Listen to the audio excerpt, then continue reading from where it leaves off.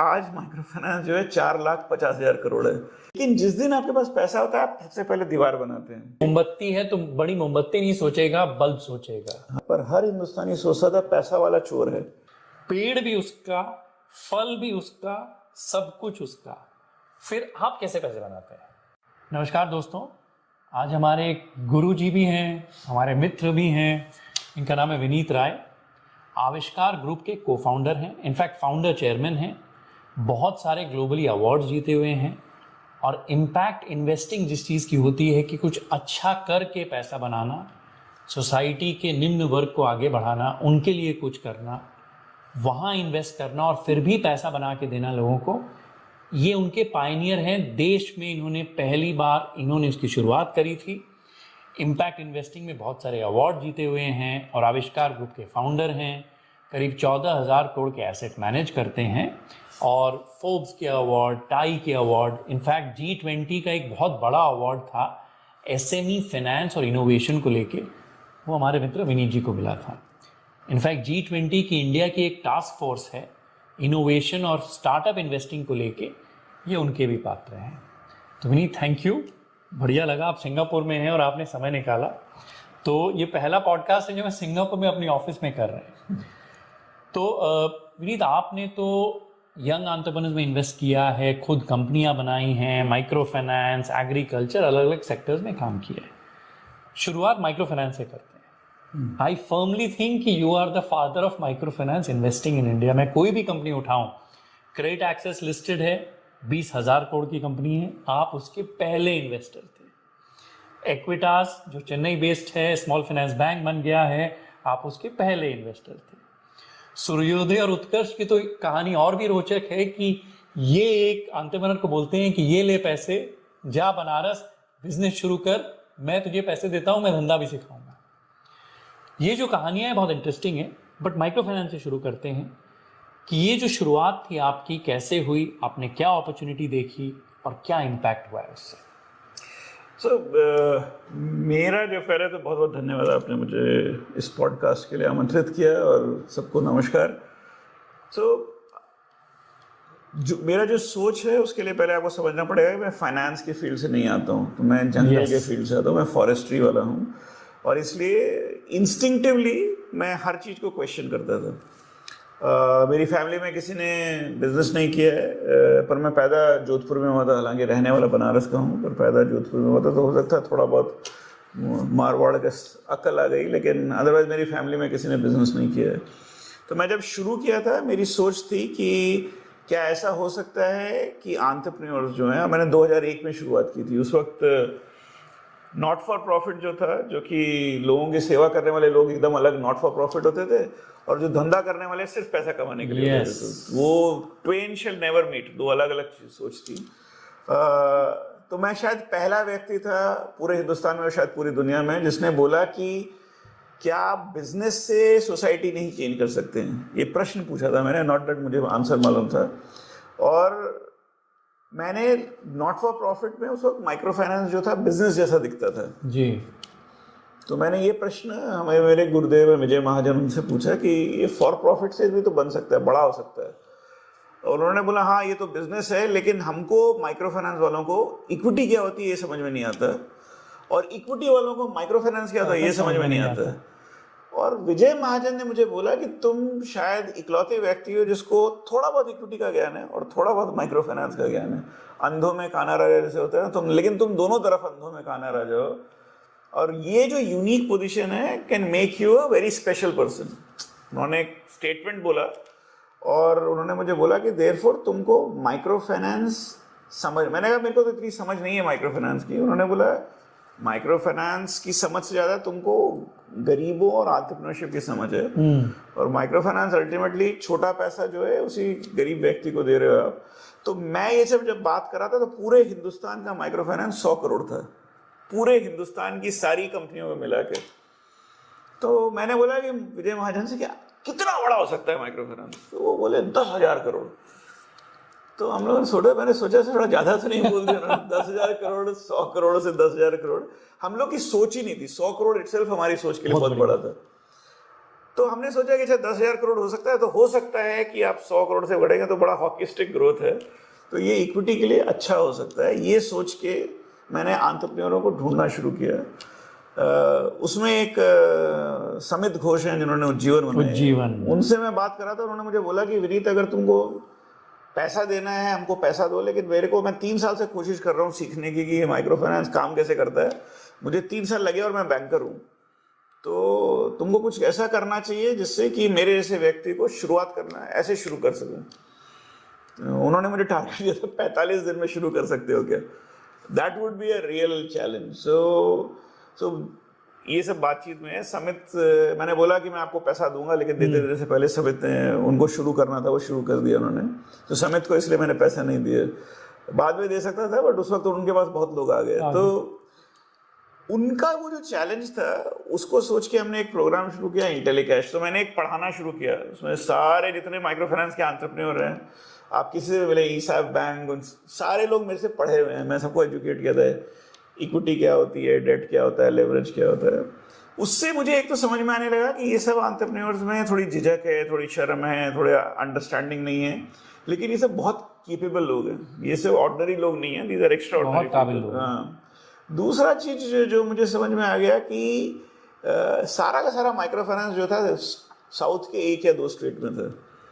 तो जियोग्राफिकली अगर आप स्प्रेड करेंगे तो इसका साइज 10,000 करोड़ जो विजय माल्या ने मुझे बोला था वो शायद छोटा है।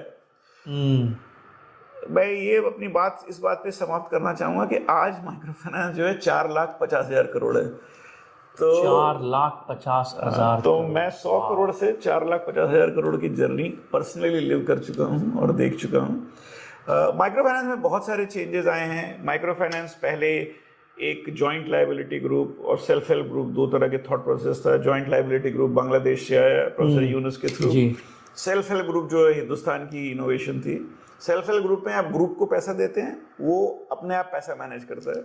जॉइंट लायबिलिटी में ग्रुप में लोन इंडिविजुअल होता है, ग्रुप गारंटी होती है, और ये बहुत लोगों को समझ में नहीं आता है। अच्छा।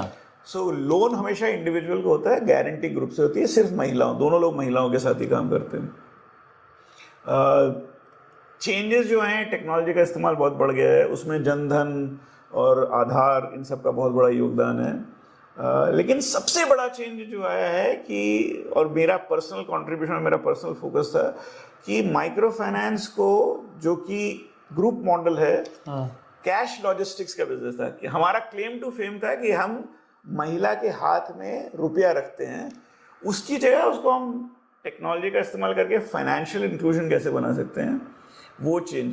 तो आज का जो माइक्रो फाइनेंस है, स्पेसिफिकली जो हम लोगों ने मैनेज किया आरोहन के अंदर, जो मेरी खुद की संस्था है, कि आज हम किसी भी महिला को हिंदुस्तान में जो कि माइक्रो फाइनेंस का लोन अवेल करना चाहती है, 30 मिनट में उसको इवैल्यूएट करके उसको लोन दे सकते हैं। क्या बात। हम लोग शायद माइक्रो फाइनेंस की पहली संस्था है जिसके पास आधार का एक लीगल राइट है to use Aadhaar to actually test women, उनका क्रेडेंशियल्स को टेस्ट करना, उनका EKYC करना।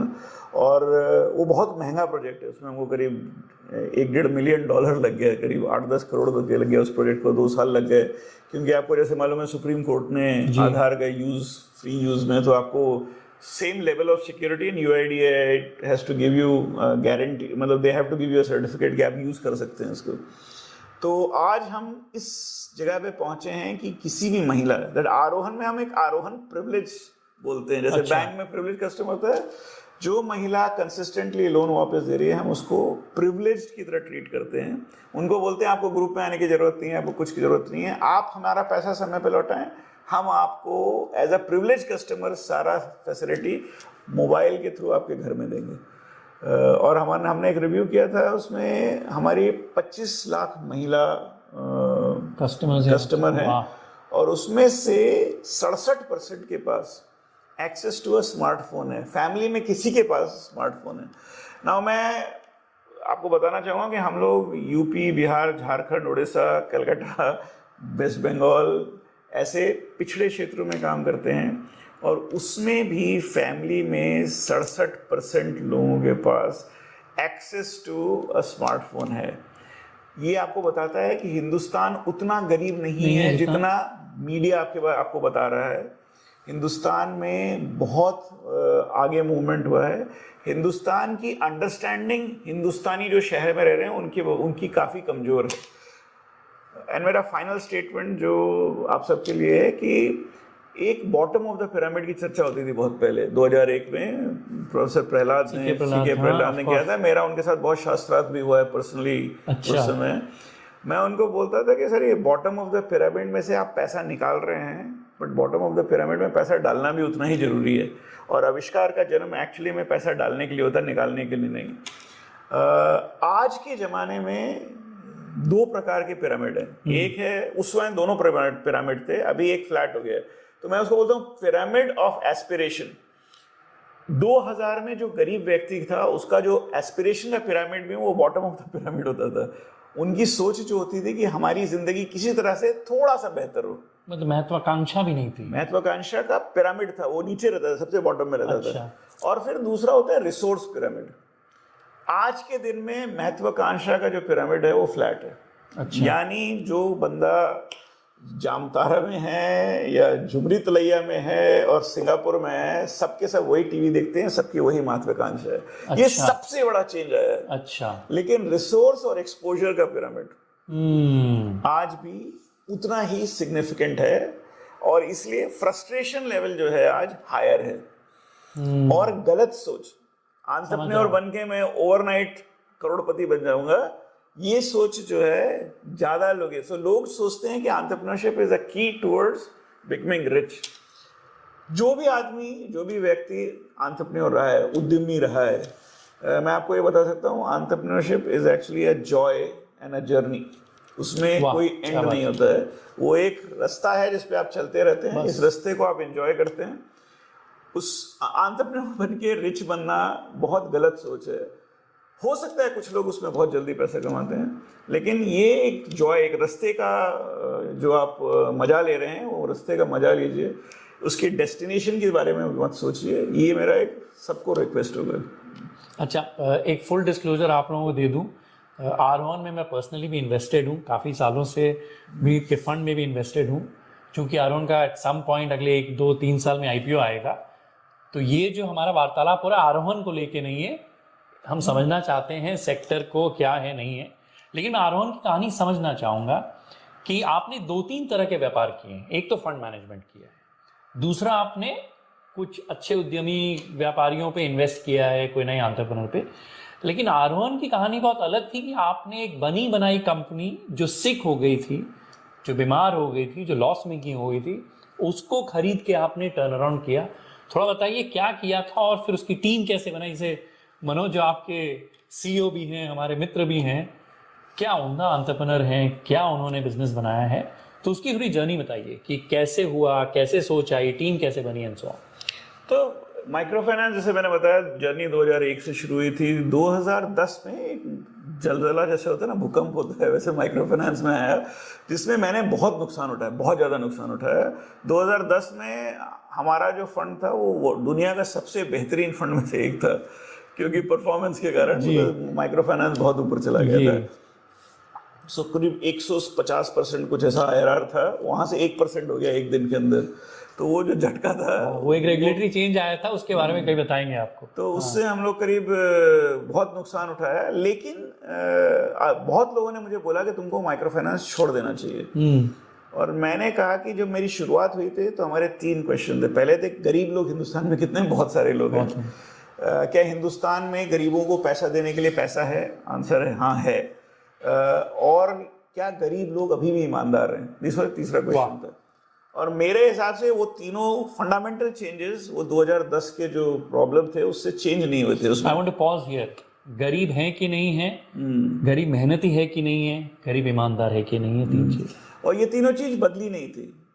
जो प्रॉब्लम हुई थी वो पॉलिटिकल प्रॉब्लम थी, वो एक्सटर्नल इन्फ्लुएंस था, उससे ये तीनों बेसिक चीज चेंज नहीं हुआ था। इसका मतलब micro finance will continue to grow, ये मेरी थ्योरी थी। जी। शायद पैसा आप उतना नहीं बनाओगे, कम बनाओगे, लेकिन वो अच्छी बात है। मेरे हिसाब से वो अच्छी बात थी कि गरीबों को पैसा थोड़े कम दर पे मिलेगा, ये कोई बुरी बात नहीं है, वो अच्छी बात थी। तो अब प्रॉब्लम क्या था कि उस वक्त जो है सारे जो हमारे इन्वेस्टर होते हैं उनका दिमाग में था कि ये वो खराब जगह है, खत्म हो इसमें गया, आप निकल लो। पैसा मत डालो। जी।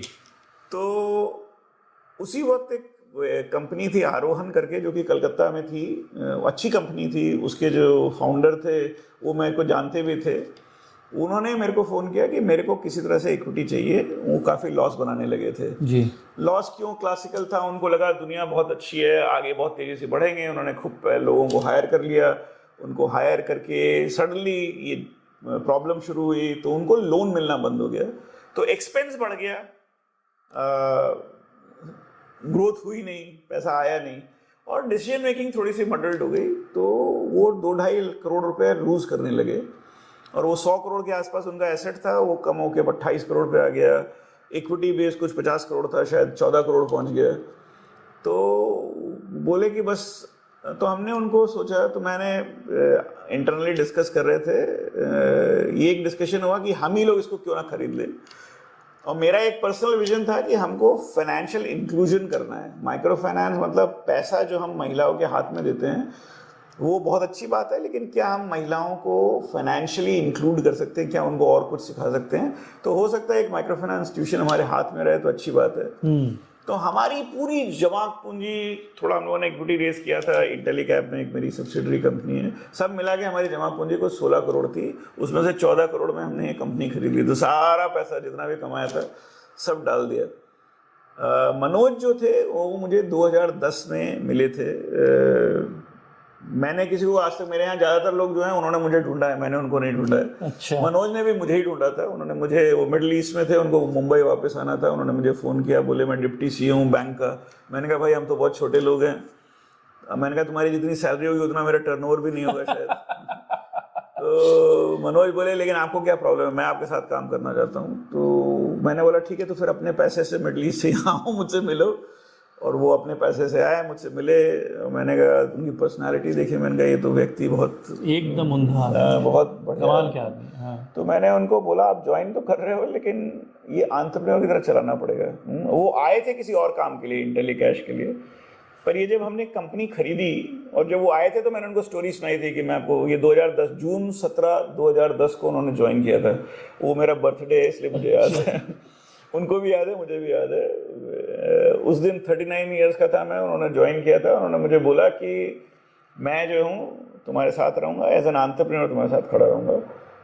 और हम लोग उस वक्त एक प्रोग्राम चलाते थे इंटेलीकैश, जिसमें हमने 29 माइक्रो फाइनेंस कंपनियों को पैदा किया था। उसके सीईओ बन के वो आए थे। और मैंने उनको बोला था कि देखिए कभी हो सकता है हम लोग खुद ही माइक्रो फाइनेंस कंपनी में बन जाएं। और जब ये आरोहन की बात हुई तो मनोज ने जाके, अलॉन्ग विद अनुराग, इन लोगों ने जाके नेगोशिएट किया था वो। और मैंने 2013 में मनोज को बोला, मनोज हमने एक कंपनी तो कलकत्ता में खरीद ली, हम दोनों बम्बई में बैठे हैं, हम में से एक जने को कलकत्ता जाना होगा, क्योंकि हम यहाँ से बैठ के वहाँ की कंपनी नहीं चला सकते। और मनोज नाम्बियार, उनका नाम मनोज नाम्बियार है, केरला के रहने वाले हैं, पैदा शायद वहाँ पे हुए, लेकिन पले बड़े ज़्यादातर बम्बई में हैं। वो व्यक्ति 2013 में, जो मैंने एक बार बोला है, आज 2024 हो गया, 11 साल से वो व्यक्ति महीने में 3 हफ्ता कलकत्ता में रहते हैं। और बड़ी मुश्किल से हमको उनको ढूंढ के पकड़ के बम्बई लाना पड़ता है, जबकि उनकी फैमिली बॉम्बे में, उनकी मदर बॉम्बे में, वाइफ बॉम्बे में। इनफैक्ट बहुत कमिटेड है। आप लोग बता दूं, मैं जब भी कलकत्ते जाता हूँ मनोज जी से ज़रूर मिलता हूँ। आधा एक घंटा हम बैठते हैं, चाय पीते हैं, और वो 3 हफ्ते कलकत्ता, फिर यहाँ आते हैं, फिर जाते हैं। इट्स नॉट ईजी, बट पूरा कमिटमेंट है 11 साल से। और वो चेयरमैन एमफिन के, माइक्रो फाइनेंस इंस्टीट्यूशन नेटवर्क के चेयरमैन हैं 3 बार, 1-2 बार नहीं। और वो व्यक्ति जिसने कभी माइक्रो फाइनेंस नहीं देखा है। तो इसको मैं commitment, passion and entrepreneurial spirit बोलता हूँ। ये एक स्पिरिट होती है। मनोज जो कर रहे हैं क्योंकि उनको अच्छा लगता है, वो इसलिए नहीं कर रहे हैं कि वो बहुत पैसे वाले बन जाएंगे, वो कर रहे हैं क्योंकि उनको अच्छा लगता है। संस्था बनानी है, संस्था को बड़ा करना है, महिलाओं को हम लोग मदद कर रहे हैं। और मनोज से मैंने यही प्रश्न पूछा था जब वो मुझसे मिले थे कि आप मेरे को क्यों ज्वाइन करना चाहते हैं। बोले मैंने कॉर्पोरेट वर्ल्ड बहुत देख लिया है, मुझे अब ऐसा काम करना है जो मुझे खुशी देता है। और लोग मुझे हमेशा बोलते हैं टैलेंट आप पैसा देके ही रेस कर सकते हैं। मैं आपको बोलता हूँ टैलेंट जो है आदमी की या महिला जो भी है, जो भी टैलेंटेड पर्सन है, उसके दिल से अभी आप कर सकते हैं। तो पैसा जरूरी नहीं है, सबसे बड़ा अट्रैक्शन है। और दुनिया में 7 बिलियन लोग हैं, तो अगर आपको 500 लोग, 300 लोग, 200 लोग चाहिए हैं, ऐसे लोग मिलना बड़ा मुश्किल नहीं है। इनफैक्ट बनारस का एक हमारा बहुत रिश्ता है, इनके जो को फाउंडर अनुराग अग्रवाल, वो भी हमारे बहुत अच्छे मित्र हैं, वो भी बनारस से हैं, और मैं तो चूंकि बनारस पढ़ा हूँ तो I have real fondness to Banaras. ये जो मनोज की आपने बात करी, I just want to ask one question around this कि आप जब एक एंटरप्रेन्योर को देखते हैं, क्या चीज़ें ढूंढते हैं एक एंटरप्रेन्योर में और उसकी टीम में? पहले जब मैं शुरुआत किया था तो मैं सिर्फ एंटरप्रेन्योर को देखता था, और मैं क्या करता था, एंटरप्रेन्योर से मिलने के उसके बाद उसके साथ ट्रैवल पे जाता था, या तो ट्रेन में गए या मेरी गाड़ी में गए, लंबे ट्रैवल पे जाता था। उस ट्रैवल में ना आपको एंटरप्रेन्योर की पर्सनैलिटी पता चलती है क्योंकि मैं ऑफिस में मिलूंगा आपसे तो मुझे समझ में नहीं आएगा कि आप जब स्ट्रेसफुल सिचुएशन है, कॉन्फ्लिक्टेड सिचुएशन है, उसमें आप कैसे, लेकिन जब आप गाड़ी में होते हैं या ट्रेन में होते हैं या किसी भी तरह के ट्रैवल करते हैं तो आप आफ्टर अ पॉइंट आप नेचुरल हो जाते हैं, तो खुल जाते हैं, जो है सच दिखता है, आप किसके साथ कैसे बिहेवियर करते हैं, पड़ोसी के साथ आपको तकलीफ हो रही है तो आप कैसे रिएक्ट करते हैं, वो पूरा पर्सनालिटी दिखता है। तो मैं बहुत ज़्यादा ट्रैवल करता हूँ, मैं खुद ड्राइव करता हूँ, मुंबई से कलकत्ता, मुंबई से दिल्ली, और ये नेचुरल नहीं है बहुत लोगों के लिए, लेकिन अननेचुरल सिचुएशन में लोग कैसे रिएक्ट करते हैं उससे आपको उसकी पर्सनालिटी, रियल पर्सनालिटी पता चलती है। और मैं शुरू से बहुत बड़ा बिलीवर हूँ कि व्यक्ति कौन है, कैसा है और किस तरह से अलाइन करता है, वो अगर आपको समझ में नहीं आएगा तो आप जल्दी मिस्टेक करेंगे। तो ये मेरा पहले का सोच था। ये सोच अभी भी उतना ही वाजिब है जितना पहले था, लेकिन अब हम लोग, क्योंकि हमारा साइज ऑफ इन्वेस्टमेंट बढ़ने लगा है, तो हम लोग क्या देखते हैं कि व्यक्ति उतना ही वो है, लेकिन अभी वो 20% हो गया, पहले शायद 80% होता था, मैंने करके 20 से 25% जो लीडर है उसके ऊपर है। लीडर परफेक्ट होना चाहिए। लीडर बहुत इंपॉर्टेंट है बिल्कुल, पर लीडर इनसिक्योर है कि सिक्योर है, ये मेरा सबसे इंपॉर्टेंट सेंसमेंट है। इनसिक्योर लीडर बाय नेचर एक बहुत ही कमजोर संस्था का निर्माण करेगा। वाह, क्या बात। तो सिक्योर लीडर जो है वो स्ट्रांग संस्था बनाता है, इनसिक्योर लीडर कितना भी ब्राइट हो कमजोर संस्था बनाता है। सो ये मेरा पहला है, security more than intelligence, more than brightness, more than capability is more important. दूसरा चीज जो हम देखते हैं कि जो संस्था जो बन रही है, स्पेसिफिकली अगर आप आजकल जो है को फाउंडर का चलन है, 3 को फाउंडर, 5 को फाउंडर, हम लोगों ने देखा है कि को फाउंडर्स के बीच में अंडरस्टैंडिंग जो है ना, गेसिंग की होती है। तो आप मेरे को फाउंडर हो, आप गेस करते हो ये क्या सोच रहा है विनीत, क्या फाउंडर क्या सोच रहा है, वो गेस करते हो। ट्रांसपेरेंसी नहीं होती है, मेरे मन में कुछ होता है, मैं कुछ बताता हूँ, जैसे फैमिली में होता है वैसे को फाउंडर्स के बीच में होता है। हम लोग प्रोड करते हैं कि आप एक लीगल एग्रीमेंट करना शुरू करें, क्योंकि उसके बिना हमने इनवेरिएबली 3 से 5 साल के अंदर झगड़े देखे हैं। अगर को फाउंडर केपेबल है तो अगर को फाउंडर और फाउंडर के बीच में इतना जमीन आसमान का अंतर है कि उसकी कोई जरूरत नहीं है, तो वो हैंगर है, तो झगड़ा नहीं होगा, पर वो वेस्टेज है, वो it's not strengthening the institution, in fact it is weakening the institution, क्योंकि वो को फाउंडर जो है टैलेंट को आने नहीं देगा। अच्छा, तो ये जो है इंटरनल क्लैश होता है। तो को फाउंडर अगर बराबर कैपेबिलिटी के हैं तो उनके बीच में एग्रीमेंट होना चाहिए, बराबर कैपेबिलिटी के नहीं हैं तो आपके लिए फिर भी संस्था के लिए प्रॉब्लम है अगर बहुत ज़्यादा मिसमैच है, और वो मिसमैच अगर जो कमज़ोर पार्टनर है उसको समझ में नहीं आ रहा है। स्ट्रॉन्गर पार्टनर को जनरली समझ में आता है, कमज़ोर पार्टनर को अगर समझ में नहीं आता है तो उसके लिए अगेन आप लीगल रैंगल्स में बाद में पड़ जाते हैं। तो दूसरा चीज़ हम लोग वो देखते हैं। तीसरा चीज़ जो कोई भी स्टार्टअप एंटरप्रेन्योर को बिल्कुल पसंद नहीं है वो है स्ट्रक्चर। अच्छा, entrepreneur by nature wants freedom. आप नौकरी क्यों छोड़ते हैं? क्योंकि आपको फ्रीडम चाहिए, आज़ादी चाहिए। आज़ादी चाहिए, और आज़ादी के अंदर जो जोश होता है कि मैं ये भी कर दूंगा और मैं वो भी कर दूंगा, वो बहुत अच्छी चीज़ होती है। वो जोश, जो ऊर्जा जो है वो बहुत ज़रूरी है सक्सेस के लिए। पर ऊर्जा को अगर आपने ट्रेन नहीं किया, उसको सही राह नहीं दिखाई, चैनलाइज नहीं किया, तो चांसेस ऑफ वो ऊर्जा आपको राइट रिजल्ट देगी कम होता है। ये इसलिए क्योंकि ये बहुत मैराथन रेस है, ये 100 मीटर रेस नहीं है। अगर आप मैराथन में भाग रहे हैं तो आप गलत रास्ता अपने टर्न कर रहे हैं, तो आप कभी भी विक्ट्री की तरफ नहीं बढ़ रहे हैं। मैंने बहुत सारे एंटरप्रेन्योर्स को देखा है, उनको ये समझ में ही नहीं आता है कि वो मैराथन भाग रहे हैं। वो मैराथन भाग रहे हैं, वो अकेले नहीं भाग रहे हैं, उनके साथ एक टीम भाग रही है, और वो पेसिंग क्या होती है ये सब समझ में नहीं आता है। उसके लिए आपको एक इंस्टीट्यूशनल स्ट्रक्चर बनाना होता है। इंस्टीट्यूशनल स्ट्रक्चर स्ट्रॉन्ग एंटरप्रेन्योर्स को जनरली पसंद नहीं होता नहीं होगा बिल्कुल भी।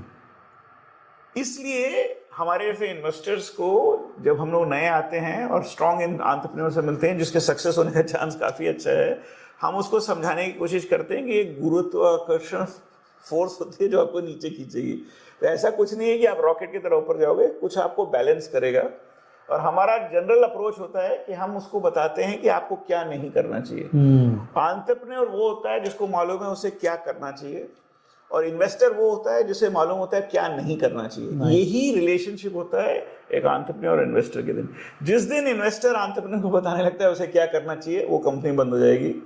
और जिस दिन एंटरप्रेन्योर इन्वेस्टर को बताने लगे कि उसे क्या नहीं करना चाहिए, वो भी कंपनी बंद हो जाएगी। ये रिलेशनशिप को हम लोग बोर्ड के थ्रू स्ट्रक्चर करते हैं, और मेरा बहुत क्लियर इंस्ट्रक्शन है कि हम सिर्फ एंटरप्रेन्योर को क्या नहीं करना चाहिए वही बोलेंगे।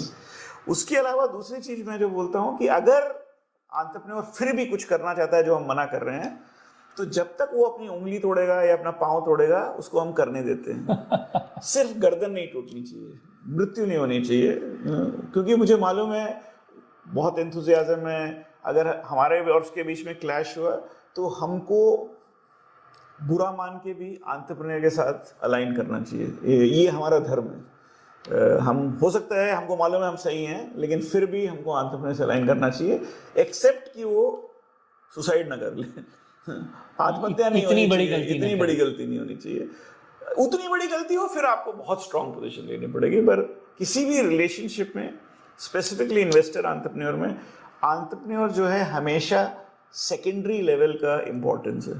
प्राइमरी इंपॉर्टेंस इन्वेस्टर जो है सेकेंडरी लेवल इंपॉर्टेंट है। First is always investor, entrepreneur and investor को ये हमेशा आत्मसात करना चाहिए जब आप इन्वेस्टर बनते हैं। बहुत सारे नए इन्वेस्टर, एंड मैं इन्वेस्टर्स के लिए भी बोल रहा हूँ जो बनना चाहते हैं या बन रहे हैं, या सक्सेसफुल एंटरप्रेन्योर जो इन्वेस्टर बनेंगे, आप कितने भी सक्सेसफुल एंटरप्रेन्योर रहे हो, जब आप इन्वेस्टर बनेंगे आप हमेशा सेकंड फिडल रहेंगे। Entrepreneur is the first fiddle, ये दिमाग में रखिए अपने। अब विनीत, एक और चीज आपसे पूछनी थी कि आपने एक संघर्ष की बात बताई। आरोहण से जब शुरुआत हुई थी आपने एक कंपनी खरीदी, लेकिन 2020 में जब सब कुछ बंद हो गया था, कलेक्शंस आप नहीं कर पा रहे थे, तब भी एक संघर्ष का पीरियड आया था पूरी माइक्रो फाइनेंस इंडस्ट्री के लिए, आरोहण के लिए। उस दौर में मेरा इंटरेक्शन काफी हुआ था मनोज से, तो मुझे मालूम है कितनी बार वो असम जाते थे, MFI में रिप्रेजेंटेशन वगैरह। संघर्ष को आपने कैसे झेला, क्या चेंजेस हुए, किस तरह आप बाहर आए, और थोड़ा बताइए कि अब क्या हो रहा है इंडस्ट्री में। जैसे 2010 में मैंने बोला था एक एक्सटर्नल इनपुट आया था, 2020 में एक बहुत ही सीरियस कोविड करके, जिसमें हम लोग शायद सब लोग जो लोग भी देख रहे होंगे वो, उसमें माइक्रो फाइनेंस में और लेंडिंग बिजनेस में सब जगह पे बहुत सारा चैलेंज आया था, क्योंकि 6 महीने के लिए सब कुछ बंद हो गया था। जो गरीब व्यक्ति होता है 6 महीने अगर घर में बैठा हुआ है, या 3 महीने 4 महीने घर में बैठा है, तो उसकी कमाई करने की जो क्षमता थी वो ख़त्म हो जाती है। जो उसकी फैमिली जो कि शहर में रहती है वो वापस आ जाती है। तो डिफ़ॉल्ट्स जो हैं सडनली बहुत ट्रिगर हुए, बहुत बड़े हुए। और हमारे साथ असम करके जो स्टेट है वहाँ पे एक स्पेशल इशू हुआ था, जहाँ पे स्टेट गवर्नमेंट ने फिर जैसे आंध्र प्रदेश में हुआ था वैसे ही बोल दिया था कि हो सकता है लोगों को पैसा नहीं देना चाहिए। तो हम लोग को बहुत बड़ा लॉस हो गया। ये लॉस इतना बड़ा था कि हम लोग, मतलब आविष्कार ग्रुप, मेरी खुद की क्रेडिबिलिटी, मनोज की क्रेडिबिलिटी, हम लोगों ने अपने, और क्योंकि हमारी जो, जैसे मैंने पहले बोला था, हमारी सोच थी कि हम लोग टेक्नोलॉजिकली बहुत एडवांस होना चाहिए। हमने कोर बैंकिंग सॉफ्टवेयर ले रखा है, जिसमें हर रात को 12 बजे हमें पता चल जाता है कि हमारा क्या कलेक्शन है और क्या लॉसेज है। तो जब 2020 हुआ तो आपकी जो ईमानदारी होती है तभी टेस्ट होती है जब आप नेगेटिव सिचुएशन में होते हैं। जब आप सब कुछ अच्छा चल रहा है तो कोई भी आदमी ईमानदार हो सकता है। तो क्या आप ईमानदार हैं, क्या आप ऑनेस्ट हैं जब थिंग्स टर्न अगेंस्ट यू? और 2020 हमारे लिए बहुत ही पिवटल था। तो हम नवंबर 2020 में हमारे को पता चला कि हमारा जो ग्रॉस नॉन परफॉर्मिंग एसेट है 16% पहुंच गया। अरे बाप रे। 16% ग्रॉस नॉन परफॉर्मिंग एसेट मतलब होता है कि आपकी मृत्यु होने वाली है। और हमारे पास दो वो थे, क्या हम इस नंबर को छुपा सकते हैं? टेक्नोलॉजिकली हम इतने एडवांस थे और हम इतने क्लीन थे कि हमको मालूम था कि हमारे सामने क्या नंबर है। हमारे बोर्ड और हमारे इन्वेस्टर्स को मैंने बोला कि अगर हम ये डिक्लेयर करेंगे तो इसका बहुत सीवियर कॉन्सिक्वेंसेस होंगे, लेकिन as a management and as promoter हम लोग झूठ नहीं बोलना चाहते, तो हम ये डिक्लेयर करेंगे। और अगर ये डिक्लेयर हुआ तो कॉन्सिक्वेंसेस जो हैं बहुत सीवियर हो सकते हैं। ये जब डिस्कशन हुआ तो हमारा इन्वेस्टर और हमारा बोर्ड और हमारा मैनेजमेंट सब एक मत थे कि अगर हमने कभी झूठ नहीं बोला तो हमको कभी झूठ बोलना नहीं चाहिए। कॉन्सिक्वेंस जो भी होगा, हो सकता है शॉर्ट टर्म में बुरा हो बट लॉन्ग टर्म में अच्छा होगा। नाउ ये थ्योरेटिकल स्टेटमेंट है, मुझे मालूम था कि ये थ्योरेटिकल स्टेटमेंट है, लेकिन कभी कभी आपको ईश्वर पे विश्वास करना चाहिए, और उस समय हम लोगों ने ईश्वर का विश्वास करके वो रिजल्ट डिक्लेयर कर दिया। बहुत सीवियर कॉन्सिक्वेंस था, immediate and very severe consequence. हम लोग की जान के लाले पड़ गए, और अगले करीब 1.5 साल में मेरे बाल काले से सफ़ेद हो गए पूरे। लेकिन हम लोगों ने ये मन बनाया था कि हम इसमें हारेंगे नहीं। और इंटरेस्टिंगली हमको करीब 100 मिलियन डॉलर रेज करना था, वो हमने रेज किया उस पीरियड में। बहुत मुश्किल समय में आपने बहुत मुश्किल से 100 मिलियन डॉलर रेज किया हम लोगों ने। और ये 100 मिलियन डॉलर हमने इसलिए रेज कर पाए क्योंकि हमने ईमानदारी से बताया था।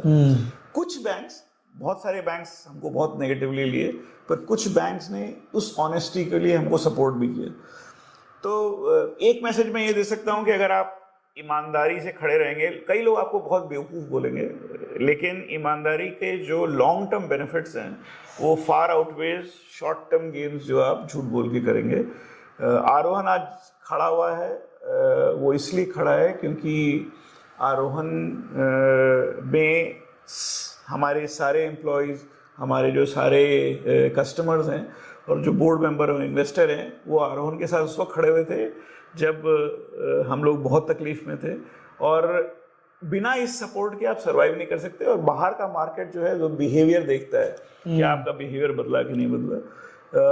सो मेरा तो लर्निंग यही था, जबकि मुझे अंदर में लग रहा था कि शायद हम लोग मार्टर बन जाएंगे, शायद हम बचेंगे नहीं। लेकिन to my surprise the world actually rallied around us. In fact हम कई बार गीता महाभारत की चर्चा पर्सनल उसमें बातों में करते हैं। मैंने जो अपनी इन्वेस्टमेंट थीसिस बना रखी है उसमें एक चीज तो मैं सीख गया हूँ यार, 5 पांडव, युधिष्ठिर सबसे ऊपर आता है ट्रस्ट। अगर ट्रस्टवर्दी मैनेजमेंट नहीं है, झूठे मक्कार हैं, भीम मतलब strong balance sheet, Arjun focus, वो कुछ भी हो जाए, फर्स्ट फिल्टर अभी युधिष्ठिर हो गया जो आपने कहा। और ये तो एकदम पते की बात कि integrity, trust and consistency is the only thing that matters long term. तो हमारा मार्च 2024 का जो रिजल्ट है, 319 करोड़ का प्रॉफिट आफ्टर टैक्स है हमारा। वो एक इंडिकेटर है कि कहाँ हमने -250 करोड़ मार्च 21 में डिक्लेयर किया था। और हमको लगा, समय लगा, थोड़ा हमारा लॉस भी हुआ एज अ प्रमोटर, हम लोग के लिए काफ़ी सारी इक्विटी का लॉस हुआ। लेकिन क्योंकि हम लोग बहुत क्लियर थे कि हमको बिजनेस जो है रुकने नहीं देना है, बिजनेस को आगे बढ़ाना है, थोड़ा लॉस लेके हम लोग आगे बढ़ गए बिना सोचे। और कंपनी 320 करोड़ का प्रॉफिट आफ्टर टैक्स जनरली काफ़ी अच्छा माना जाता है। बिल्कुल है। इसमें इट्स अ इंडिकेशन कि आप किसी भी सिचुएशन से वापस आ सकते हैं और बढ़ा सकते हैं कंपनी। चलिए अब बात करते हैं, आप एक बहुत इंटरेस्टिंग नए सेक्टर पे काम कर रहे हैं जो है क्लाइमेट टेक। और वहाँ भी देखो, मेरा इन्वेस्टिंग प्रिंसिपल हमेशा रहा है कि गुड से ग्रेट जो कंपनियां जा रही हैं, गुड से ग्रेट धंधा, गुड से ग्रेट वैल्यूएशन। इसमें मैं अगर आप जो कर रहे हैं उसमें कहूँ कि आप किसानों को भी गुड से ग्रेट जाने में मदद कर रहे हैं थ्रू इन्वेस्टिंग। जब मैंने आपका ये प्रेजेंटेशन देखा, बहुत इंटरेस्टिंग लगा कि आप किसान को पैसे देते हैं पेड़ लगाने के लिए, पेड़ भी उसका, फल भी उसका, सब कुछ उसका, फिर आप कैसे पैसे बनाते हैं? तो ये जो सोच है, मेरी शुरू से सोच थी कि ऐसा कैसे हो कि गरीब व्यक्ति को सब कुछ मिले, लेकिन गरीब व्यक्ति से पैसा ना मिले। जैसे मैंने बोला था, सीके प्रहलाद से मेरा शास्त्र होता है, गरीब व्यक्ति को पैसा देना चाहिए, उससे पैसा लेना नहीं चाहिए। अब इसके कई थ्योरीज हैं, कई चैलेंजेस हैं। मेरा ये सोचना है कि अगर मार्केट में कोई ऐसा सिस्टम हो, आप हवा से पैसा बना लें, सब लोगों को बहुत अच्छा होती है, मेरी भी बहुत इच्छा थी। और मैं फॉरेस्टर हूँ, इसलिए मैं बोल रहा हूँ कि हवा से पैसा कैसे बनता है। मैं बहुत यूरोप में बहुत ट्रैवल किया हूँ, एंड आई रियलाइज कि Europeans have been able to figure this out, how to create money out of thin air. हवा में से कैसे पैदा किया जाए, और उन्होंने एक कॉन्सेप्ट बनाया है कार्बन क्रेडिट का। And the more I read it, the more I realized कि it's actually an idea of creating money out of thin air. बिल्कुल। सो क्योंकि मैं फॉरेस्टर हूँ, और हमने सोचा कि अरे यार इस बात को आगे लेके एक फंड बनाते हैं। और फंड का काम ये था कि वो फंड पूरी दुनिया से पैसा रेज करेगा और ऐसे लोगों को आइडेंटिफाई करेगा जो कि गरीब व्यक्ति के साथ काम करके गरीब व्यक्ति को हर तरह का इनपुट दें, ताकि वो लोग खूब सारे पेड़ उगाएं। पेड़ जो हैं कार्बन को सीक्वेस्टर करते हैं, वो कार्बन जो सीक्वेस्ट्रेशन है उसका क्रेडिट बनता है, उस क्रेडिट को आप ट्रेड कर सकते हैं और ट्रेड करके रिटर्न जनरेट कर सकते हैं, जबकि पेड़ जो है फार्मर के पास ही रहेगा। और आप उसको पैसा भी दे रहे हैं उस पेड़ को लगाने का, आप उसको सीडलिंग भी दे रहे हैं और जो हाई क्वालिटी का है, आप उसको साइंटिफिक इनपुट भी दे रहे हैं।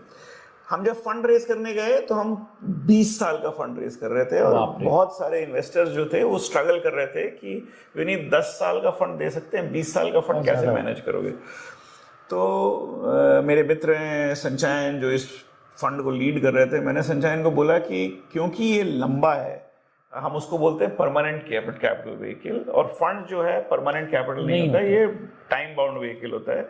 तो हम क्यों ना परमानेंट कैपिटल, क्यों ना हम आरोहण की तरह एक संस्था बनाएं जो कि लाखों करोड़ों किसानों के साथ काम करेगी, लाखों हेक्टेयर के ऊपर प्लांटेशन लगाएगी, और उस प्लांटेशन में हम पैसा देंगे किसान को, हम पैसे किसान को हर तरह के सोच देंगे, हम उसको पेड़ लगाने देंगे, और उस पेड़ का जो कार्बन सीक्वेस्टर होगा उसको हम बेच के हम पैसा कमाएंगे, और उसका कुछ हिस्सा जो है फार्मर को भी देंगे, और इस तरह से हम मार्केट से पैसा रेज करेंगे। उसमें दो तरह के होते हैं। अगर मेरे पास मान लीजिए $100 मिलियन है खुद के पास है, मान लीजिए 1000 करोड़ मेरे पास है, तो मैं 1000 करोड़ रुपए खर्चा करके ये सारे कार्बन सीक्वेस्टर कर सकता हूँ, और उन यूनिट्स को मैं बाद में 10 साल बाद के दाम पे बेच सकता हूँ, बहुत सारा पैसा कमा सकता हूँ। स्पेक्युलेटिव है क्योंकि रिस्क है उसके अंदर, हो सकता है प्राइस ऊपर जाए नीचे जाए, पर एक थंब रूल ये है कि ये प्राइस $12 से $200 तक जाएगा। रेंज है, मतलब मिनिमम 12 रहेगा, 200 भी जा सकता है। अभी करीब $12 का, $12 से $20 चल रहा है, वो $200 तक जा सकता है। दूसरा ये होता है कि आप जो बायर है, जो कल मुझसे खरीदेगा, आप उसके साथ जाके अभी एग्रीमेंट कर सकते हैं कि अच्छा आप मुझे एडवांस में पैसा दें अगर आप सोचते हैं कि मेरे में क्रेडिबिलिटी है। फिर सबसे वही युधिष्ठिर, अगर आप मुझे ऐसा इंसान समझते हैं जो 10 साल 20 साल तक वहां रहेगा, उसके लिए इंडिविजुअल इंपॉर्टेंट नहीं होता, संस्था ज्यादा इंपॉर्टेंट होती है। तो उसको बोलते हैं future trade. You are literally trading a future that you are generating. उसमें आपको पैसा कम मिलेगा बट रिस्क शेयर्ड है। फिर तो हम लोगों ने जो ये संस्था बनाई है वो एसेंशियली अभी हम पैसा लगा रहे हैं, हम किसानों के साथ रियल प्रोजेक्ट्स डेवलप कर रहे हैं, सारा पैसा हमारा है, सारा जो एसेट क्रिएशन है वो किसान का है, लेकिन किसान जो है, जो पेड़ के अंदर जो कार्बन है वो हमको पार्शली असाइन करता है, और वो जो पार्शली असाइंड कार्बन जो है वो हम फॉरवर्ड ट्रेड करेंगे और hundreds of करोड़ रेस करेंगे, और उससे 10,000 हेक्टेयर को प्लांट करेंगे। अब इसमें ब्यूटी क्या है, हम जंगल पैदा कर रहे हैं, हम एसेट जो किसान के पास रहेगा और किसान के लिए उसके पास दे रहे हैं, हम उसको फ्री में बहुत हाई क्वालिटी सैपलिंग दे रहे हैं, और हम उसको पैसा दे रहे हैं फेंसिंग बनाने के लिए, खड्डा खोदने के लिए, सबके लिए हम उसको पैसा भी दे रहे हैं। ये सब उसका है। सो कुछ भी एक्सट्रैक्टिव नहीं है, सब कुछ अंदर जा रहा है, और हम जो पेड़ के अंदर जो कार्बन सीक्वेस्टर है उसको ट्रेड कर रहे हैं। और ये ट्रेड जो है, अगर भविष्य में जिस तरह के इंडिकेटर्स हैं, ग्लोबल इंडिकेटर्स हैं, ये ट्रेड को actually deliver returns in the range of $20। तो अगर मैं ये समझना चाहूँ, लेट अस अज्यूम मैं एक तेल की कंपनी हूँ, शेल, टोटल, राइट, और तेल पोल्यूट करता है। जब हम तेल जलाते हैं तो कार्बन हम एटमॉस्फेयर में रिलीज करते हैं। तो अगर मैं ये कंपनी हूं, मुझे अपना कार्बन फुटप्रिंट कम करना है तो मुझे कार्बन क्रेडिट खरीदना पड़ेगा। जी बिल्कुल। करेक्ट। अब कार्बन क्रेडिट कहाँ मिलेगा? मुझे अवेलेबल नहीं है। तो मैं आता हूं आपके पास या आप मेरे पास आते हैं कि अजय तुम एक काम करो, तुमको तो फलाने समय में कार्बन क्रेडिट खरीदना है अपनी पोल्यूशन का वो कम करने के लिए, तुम मुझे पैसे दो, उससे मैं पेड़ लगाऊंगा।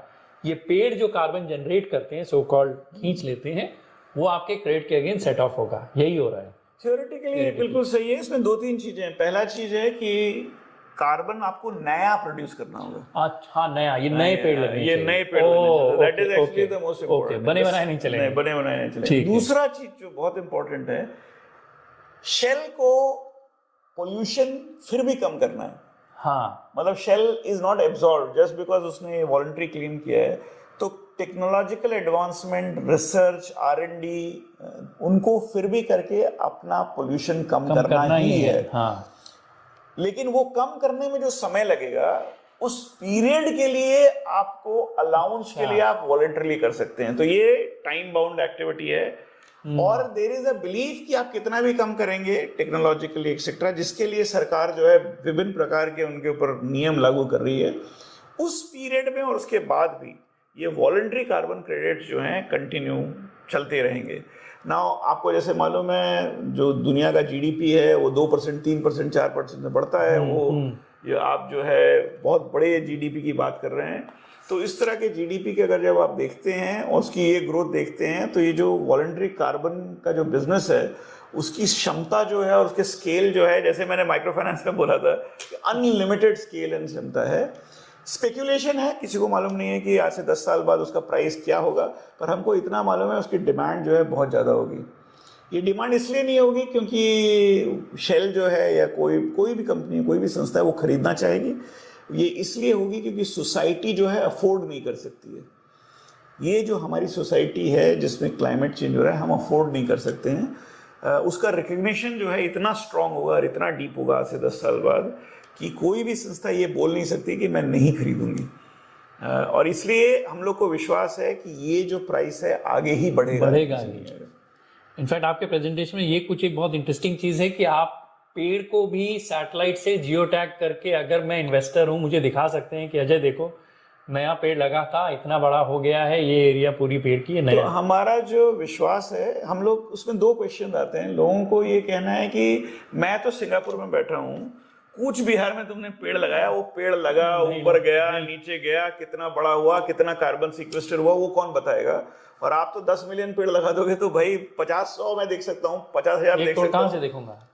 1 करोड़ 2 करोड़ पेड़ कैसे दूंगा? तो हम यहाँ पे साइंस और टेक्नोलॉजी का बहुत डीप इस्तेमाल कर रहे हैं। हमारा हर पेड़ जो है स्कैन्ड होगा, हर पेड़ जो है इसकी डायरेक्ट स्कैनिंग होगी और एक थ्रू ड्रोन डबल स्कैनिंग होगी, फोलिएज कंट्रोल है ना। और हम हर साल आपको बता सकते हैं, आप कहीं पे भी हो दुनिया में, कि उस पेड़ में कितना कार्बन बढ़ा है, उसका गर्थ कितना चेंज हुआ, साइंटिफिक मेजरमेंट से, जितनी उसकी वो है स्कैनिंग। सो ये हम लोग एवरी ट्री पे करेंगे। और वो लेवल का जो है इंटीग्रिटी जो है, उसके लिए खर्चा बहुत होता है। और जो रिस्क क्या है कि मैं जो इंटीग्रिटी की बात कर रहा था, क्योंकि हमको रेपुटेशन अपनी बचा के रखनी है, हम लोग बहुत ज़्यादा खर्चा करेंगे इसको करने के लिए। तो हमारी प्रॉफिटेबिलिटी शायद उतनी नहीं होगी जितना एक आम एवरेज डेवलपर की होगी, लेकिन हमारा बिजनेस जो है बहुत लॉन्ग टर्म होगा और बहुत लार्ज स्केल पे काम करेगा। तो डाउन साइड्स होते हैं short term, but long term upsides होते हैं। और सस्टेनेबिलिटी एंड क्रेडिबिलिटी जो है, आपकी रेपुटेशनल रिस्क जो है कम हो जाता है। ठीक है, आप कुछ फ्यूचर की बात करते हैं। आप तो देश को इन्वेस्टर की तरफ भी देखते हैं, दुनिया भर आप ट्रैवल करते हैं, वर्ल्ड बैंक ने आपको पैसे दिए, IFC ने पैसे दिए हैं।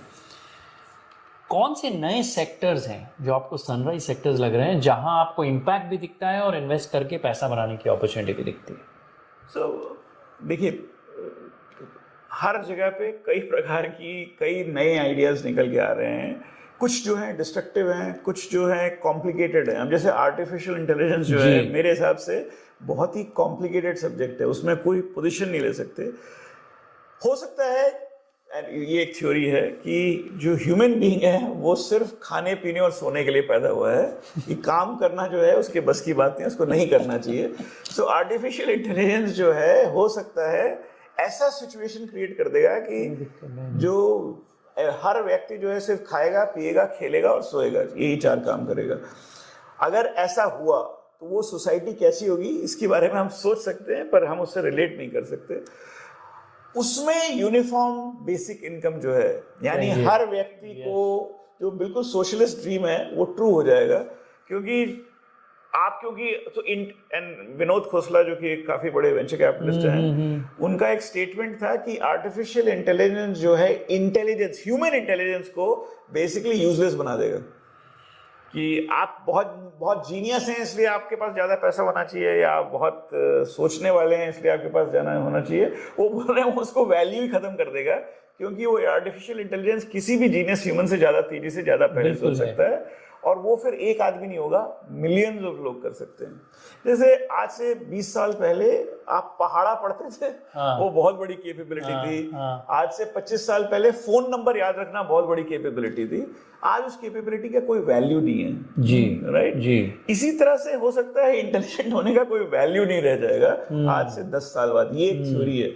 अगर ये थ्योरी हुई तो ह्यूमन सोसाइटी जो है उतनी इगैलिटेरियन हो सकती है। तो एक तरफ आर्टिफिशियल इंटेलिजेंस जॉब हटा देगी, लाइवलीहुड बंद कर देगी, एक नेगेटिव है, पर उसका पॉजिटिव भी देख सकते हैं कि मोस्ट इक्वल सोसाइटी ह्यूमैनिटी में आर्टिफिशियल इंटेलिजेंस के कारण आएगी। सो आई एम एक्चुअली ऑप्टिमिस्ट। मुझे लगता है कि ये जो मेरी सोच थी कि सारी दुनिया जो है बराबर होनी चाहिए, गरीब लोग नहीं होने चाहिए, हर आदमी को खाना मिलना चाहिए, हो सकता है आर्टिफिशियल इंटेलिजेंस आपको उस सोसाइटी की तरफ ले जाए।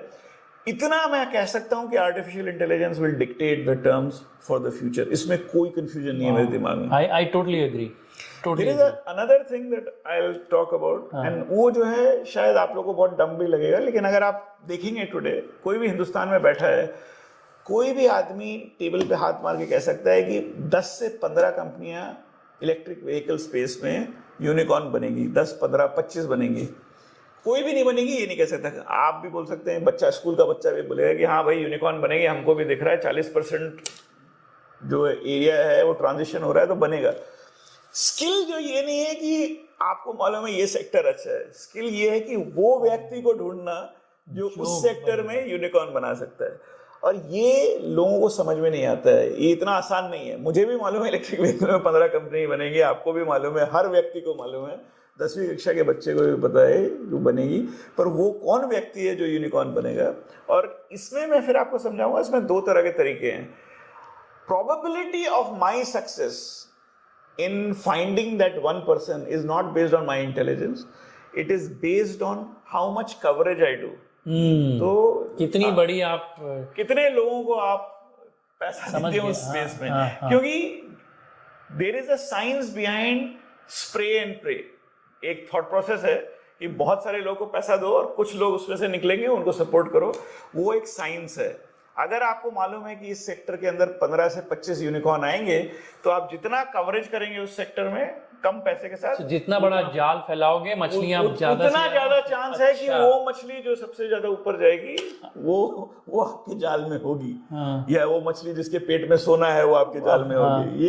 ये थ्योरी है, वो थ्योरी बहुत स्ट्रांगली काम करती है। सो हर व्यक्ति को अपनी थीसिस ऑफ इन्वेस्टमेंट जो है उस हिसाब से बनानी चाहिए। अगर आपको मालूम है ये सेक्टर के अंदर सक्सेस आएगी, तो आपको जाल बहुत वाइड फैलाना चाहिए, उस सेक्टर पे फोकस करना चाहिए।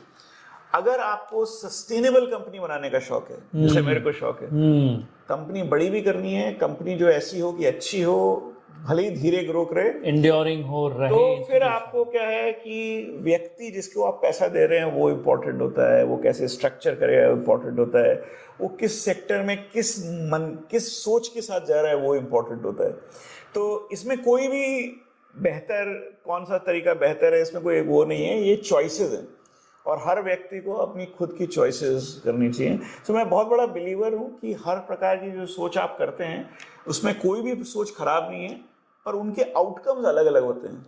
एक में थोड़ा गैम्बलिंग का मजा आता है, दूसरे के अंदर सर्टेनिटी है, लेकिन आपके अपसाइड्स जो हैं लिमिट हो जाते हैं। और ये सोच जो है इन्वेस्टिंग के तरीके हैं। बहुत सारे जो इन्वेस्टर्स हैं अपने इन्वेस्टिंग थॉट प्रोसेस में अप्लाई नहीं करते हैं और इसीलिए वो बार बार यो करते हैं। कभी बोलते हैं कि हम स्प्रे करेंगे, कभी बोलते हैं कि हम एकदम फोकस करेंगे। उसमें आपको नुकसान बहुत ज्यादा होता है। तो एनीबडी जो इन्वेस्टिंग में जा रहा है, थोड़ा समय दीजिए सोच के ऊपर कि आपका पैसा किस तरह और किस तरह से काम करेगा। अच्छा, एक है कि आपसे जब भी मैं मिलता हूँ अलग अलग कल्चर की बहुत सारी बात आप करते हैं, बिकॉज आप दुनिया भर घूमे हुए हैं, बनारस से लेके कभी आप अमेरिका जाते हैं, अभी सिंगापुर से आप परसों अमेरिका ही जा रहे हैं। तो बताइए कि कल्चरली जब आप इतने लोगों से मिलते हैं, क्या चीज़ें आप देखते हैं, क्या बदलाव दिखते हैं, क्या अलगाव दिखता है, उस पर कुछ बताइए। तो मैं कभी हिंदुस्तान में जब 30 साल का हुआ तब पहली बार जिंदगी में हिंदुस्तान से बाहर निकला, तो मेरी बेसिक थिंकिंग जो थी वो काफ़ी इन्फ्लुएंस थी। पर मैं हिंदुस्तान में बहुत घूमा हूँ। मेरे पिताजी ट्रांसफरेबल जॉब में थे, तो मैं कभी बनारस, कभी पटना, कभी राजस्थान, कभी हैदराबाद, सब जगह रहा हूँ, भोपाल, उड़ीसा। और जब मैं पढ़ रहा था, जब मैं सोच रहा था, तो उस वक्त हिंदुस्तान जो था उसमें एक बहुत इंटरेस्टिंग थॉट प्रोसेस था।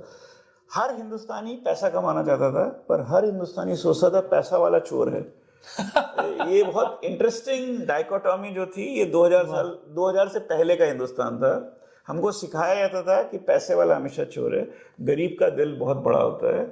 और मैं जब जंगल में था और मेरे साथ बहुत गरीब इंसान थे, तो मैं हर व्यक्ति से ही पूछता था कि आपकी क्या तमन्ना है, आपकी क्या इच्छा है, आप कहाँ क्या करना चाहते हैं। और हर व्यक्ति अमीर बनना चाहता था।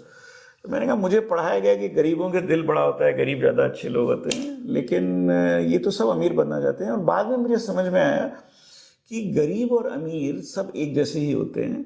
ये सर्कमस्टांसेस होते हैं जो आपको बड़े दिल का या छोटे दिल का बनाते हैं। सो गरीब व्यक्ति जो है उसके पास इतना रिसोर्स नहीं है, कैपेबिलिटी नहीं है कि वो अपनी सुरक्षा खुद कर सके। उसका घर ओपन है, घर टूट के कोई भी आ सकता है, इसलिए वो कम्युनिटी फोकस ज़्यादा होता है। तो जब आप गरीब होते हैं तो आप कम्युनिटी के बारे में ज़्यादा सोचते हैं, क्योंकि आपको लगता है उसके पास जब तकलीफ होगी तो वो मेरे काम आएगा, मैं उसके काम आऊँगा, वो मेरे काम आएगा। लेकिन जिस दिन आपके पास पैसा होता है, आप सबसे पहले दीवार बनाते हैं। वो दीवार आप क्यों बनाते हैं? क्योंकि आप उससे एक्सक्लूसिविटी खरीदते हैं, और इसीलिए आपका दिल तंग होता जाता है। जैसे आप दीवार बनाते हैं, जितनी ऊंची दीवार बनाएंगे उतना आपका दिल तंग होगा। वही गरीब आदमी जिसका दिल बहुत बड़ा होता है, जैसे ही वो दीवार बनाता है उसका दिल तंग हो जाता है। तो गरीब व्यक्ति और अमीर व्यक्ति में अंतर नहीं होता है, ये सिर्फ रिसोर्स का रीज़न है। The reason why behaviours change is not because of poor are better और रिच आर बेकार। ये इसलिए होता है कि हमारे जो रिसोर्स हैं और हमारे जो डिपेंडेंसीज हैं वो अमीर होने के कारण कम हो जाती हैं। तो ये मेरा बहुत बड़ा लर्निंग था। ये मैंने जब मैं विदेश गया, उसका मैंने दूसरा व्यू देखा वहाँ पे। तो विदेश में बहुत इंटरेस्टिंग था। मैं हिंदुस्तान में पैसा रेस करने आता था तो कोई मुझे पैसा नहीं देता था, इम्पैक्ट इन्वेस्टिंग ये। लेकिन मैं यूरोप में आता था, सब लोग पैसा देने को तैयार हैं। मैं सोचता था कि यूरोपियन जो कुछ नहीं जानता है हमारे बारे में, हमको पैसा क्यों दे रहा है। तब मुझे समझ में आया कि जो हिंदुस्तान में उस वक्त कैपिटल स्केर्सिटी था जी, यानी तो आपको पैसा, आपने देखा ही नहीं था इतना पैसा, तो पैसा अपने पास दबा के रखने की बहुत इच्छा थी। यही हिंदुस्तान जो मुझे पैसा देने को एकदम तैयार नहीं होता था 2001, 2, 4, 5, 10, 12, 15 तक, वही हिंदुस्तान 2017 के बाद पैसा देने लगा। और वो इसलिए चेंज हुआ क्योंकि हिंदुस्तान का फेथ, और there is nothing better than mutual fund inflows in India. Absolutely. And reserve bank का जो गवर्नर जो कंटिन्यूसली बोल रहे हैं कि बैंकर्स, एंड आपने सुना होगा कोटक महिंद्रा के प्रमोटर जो हैं उदय कोटक, उन्होंने भी बोला है सेवर्स हैव बिकम इन्वेस्टर्स। ये सिर्फ ये दर्शाता है कि हिंदुस्तानी व्यक्ति को हिंदुस्तानी एंटरप्रेन्योर और हिंदुस्तानी इकोनॉमी पे भरोसा बहुत स्ट्रांग है। ये भरोसा 2015 तक नहीं था। मैं इसको कोई पॉलिटिकल स्टेटमेंट नहीं कह रहा हूँ, मैं ये बोल रहा हूँ कि ऐसे ट्रांजिशन होता है। मैं जब यूरोप जाता हूँ, मैं देखता हूँ यूरोप के लोगों के अंदर करेज है टू डू थिंग्स जो कि एवरेज इंडियन नहीं करता था। और वो करेज आता है क्योंकि उन्होंने सक्सेस देखी है बहुत लार्ज स्केल पे, और उनके पास अनलिमिटेड सप्लाई ऑफ रिसोर्सेज है। उन्होंने देखा है, भले ही उन्होंने गलत तरीके से कमाए हैं, भले ही वो इंडस्ट्रियल रिवॉल्यूशन से, भले ही वो कॉलोनाइजेशन से, वो एक बहुत ही इंटरेस्टिंग लर्निंग है। तीसरा चीज मैंने देखा, सिलिकॉन वैली का जो इन्वेस्टर है उसकी सोच एकदम ही अलग है। अच्छा। और वो सोच कैसी है कि वो सोच जो हमारी कंजर्वेटिव कंटिन्यूअस ग्रोथ सोच है, उसकी जगह वो डिसरप्शन के बारे में सोचता है। उसका बिलीफ है human being can think about something that is very unobvious to today. जैसे इंटरनेट, उसका जन्म कहाँ से हुआ, कैसे हुआ और आज वो कैसे हमको इन्फ्लुएंस करता है, वहाँ का इन्वेस्टर जो है उस तरह की सोच के लिए पैसा लगाता है. यानी मूलभूत ढांचे में परिवर्तन होना चाहिए. Another forward looking idea is not good enough. तो वो बहुत ही ज्यादा एक्सट्रीम सिचुएशंस की मोमबत्ती है तो बड़ी मोमबत्ती नहीं सोचेगा, बल्ब सोचेगा. हाँ, मोमबत्ती की जगह बल्ब कैसे होगा, बल्ब के लिए बिजली कैसे आएगी, क्या बिजली कम रिसोर्स लगा के अनलिमिटेड. सो वो मेरा एक कॉन्सेप्ट ऑफ, वो मैंने खुद अपने आप को ट्रेन किया है कि अगर आप किसी के पास जाएं और उसको बोलें, मान लीजिए कोई 10 करोड़ की कंपनी चलाता है और उसको आप कमरे में बंद कर दीजिए और बोलिए कि कल से तेरे को 10,000 करोड़ की कंपनी चलानी है, कैसे चलाओगे. इट इज क्वाइट स्टनिंग कि वही व्यक्ति जो पिछले 10 साल से वही बिजनेस प्लान बना रहा है, एकदम कंप्लीटली अनरिलेटेड बिजनेस प्लान बनाएगा. और ये पावर ऑफ लार्ज थिंकिंग जो है, ये एक सोच है. और दूसरा जो है, क्या आप दुनिया को कंप्लीटली नए तरह से देख सकते हैं. क्या आप मशीन से ये बिल्डिंग बना सकते हैं, क्या आप इसको प्रिंट कर सकते हैं, 3D प्रिंटिंग. क्या ये जो सोच है, ये सोच जो है हिंदुस्तान में अभी कम है. लेकिन मुझे लगता है कि अगले 10-15 साल में हम इस सोच को भी बहुत तेजी से आते हुए देखेंगे, क्योंकि हमारे यहाँ बेसिक एक्यूमेंट काफी स्ट्रांग है. लेकिन disruptive, wildly disruptive thought process जो है अभी भी बहुत कम है. हमारे एंटरप्रेन्योर्स में भी कम है और हम लोग हर जगह पे कम देखते हैं. तो ये जो है future of the world is going to be very different from what it is today. लोग बहुत कोडेक की स्टोरी सुनाते हैं कि कैसे गायब हो गई वो कंपनी. वो कंपनी बुरी नहीं थी. सिमिलरली नोकिया जो थी, वो कंपनी बुरी नहीं थी, पर वो गायब हो गई. ये हिंदुस्तान के जो पुरानी फैमिलीज हैं उनके लिए एक बहुत बड़ा लेसन है, और जो नए एंटरप्रेन्योर हैं, जो नई फैमिलीज है, उनके लिए भी बहुत बड़ा लेसन है कि आप एक स्टेबल इकोनॉमी से एक बहुत डिसरप्टिव सोसाइटी की तरफ बढ़ रहे हैं. और देयरफॉर आपको अपनी सोच जो है सोसाइटी के हिसाब से चेंज करनी पड़ेगी अगर आप सरवाइव करना चाहते हैं, आप स्केल करना चाहते हैं और सेलिब्रेट होना चाहते हैं. इनफैक्ट मैं नासिक गया था, आपको एक किस्सा सुनाता हूँ. बहुत सारे वहाँ के जो उद्योगपति ये सब बैठे थे, हम उन्होंने पूछा कि ये सिलिकॉन वैली में ये ऐसा क्यों होता है और हमारे यहाँ क्यों नहीं होता है. तो मैंने उनसे पूछा कि हमारे सिंगापुर में 2-3 साल पहले कोई यंग एंटरप्रेन्योर आया तो उसको रॉकेट बनानी थी. अगर आप लोगों के पास कोई 25 साल का लड़का या लड़की आए और आपसे कहे कि सर रॉकेट बनाने, आप उसको क्या बोलेंगे? पागल है. राइट? जिस दिन हम पागलों को पैसा देंगे उस दिन हम मर लेंगे. और पागल को समझता कौन है? दूसरा पागल जिसने पैसा बनाया रॉकेट बना के. राइट? तो एक समय आएगा जब हम पागलों की इज्जत करना शुरू कर देंगे और पागल पागल को पैसा देगा, होपफुली सम टाइम. तो ये है विनीत राय. इनसे मिलके बहुत अच्छा लगा, बहुत कुछ सीखने मिला. इनके बारे में कुछ और बताना चाहूँगा कि इनका जो थॉट प्रोसेस है उससे स्टैनफोर्ड यूनिवर्सिटी में केस स्टडी भी बन चुकी है. और ये एक इन्वेस्टर है. इनकी यूनिक क्या चीज़ है कि एकदम जो कंपनी का सृजन होता है, जिसको मैं ब्रह्मा फेज बोलता हूँ, इन्होंने उस कंपनी को ब्रह्मा से लेके विष्णु फेज तक पूरा IPO तक देखा है. और इनकी इन्वेस्टी कंपनीज की क्या 35 या 40 हजार करोड़ मिनिमम वैल्यू होगी, या ज्यादा ही होगी, कम नहीं होगी. ट्रेड एक्सेस, उत्कर्ष, मतलब लाइन लगी हुई है. 110 कंपनियां हैं तो काफी, ऑफ कोर्स 110 कंपनी में इन्वेस्ट कर सकते हैं. Vineet, thank you so much for the opportunity. बहुत बढ़िया लगा, बहुत अच्छा लगा आपसे मिलके, और बाकी आपके थ्रू बाकी लोगों से मिलके. होपफुली आप लोग को कुछ ऐसा में सुनने को मिला होगा जो आपके लिए नया होगा. बट एंटरप्रेन्योरशिप एक जर्नी है. Focus on the journey and enjoy the journey. और अगर आप इन्वेस्टर हैं, हमेशा ये सोच के रखिए कि आप सेकंड फिडल रहेंगे. आप कभी भी घुड़सवार नहीं बनेंगे. आप घोड़े हैं, घुड़सवार नहीं.